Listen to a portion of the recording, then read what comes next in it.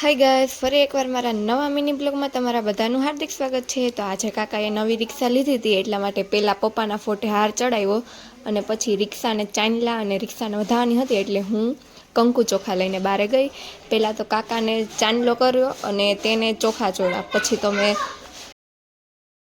પછી મેં રિક્ષામાં 5 ચાંદલા કર્યા અને 2 કોર સાથિયા કર્યા। તમે બધાએ છે ને કાકાને કોંગ્રેચ્યુલેશન કહી દેજો કમેન્ટમાં।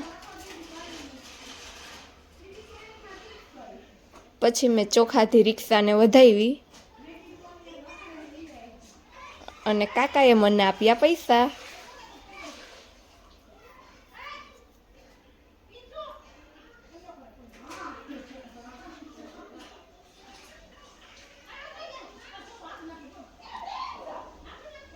પછી મેં મારા ભાઈને ચાંદલો કર્યો અને એને ચોખા ચોળ્યા। પછી મેં ખુદે પણ ચાંદલો કરી લીધો। પછી આપણે રિક્ષાને હાર ચડાવવાનો હતો એટલે કાકા રિક્ષાને હાર ચડાવતા હતા।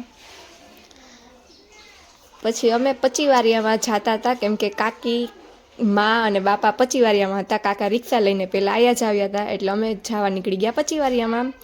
પછી આપણે પચીવારિયામાં પહોંચી ગયા હતા અને રિક્ષાને રાખી દીધી। મા અને બાપા રિક્ષાને જોતા હતા અને ડૂગુ સૂઈ ગયો હતો। પછી બાપાએ નાળિયેર ફોડ્યું અને અગરબત્તી કરી ભગવાનને।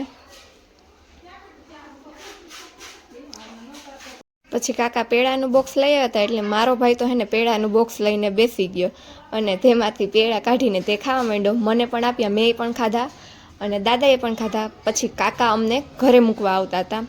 અમે ત્યાં જમી લીધું હતું પણ મેં ઘરે ઇડલી સાંભર બનાવ્યા હતા એટલે અમારે ઇડલી સાંભર ખાવા હતા। આજનો મિની બ્લોગ આવ્યો લાગે। જો તમને મારો મિની બ્લોગ ગમ્યો હોય તો લાઇક, શેર અને સબસ્ક્રાઈબ કરવાનું ભૂલતા નહીં। આવા નવા મિની બ્લોગમાં આપણે આગળ મળીએ। Bye bye.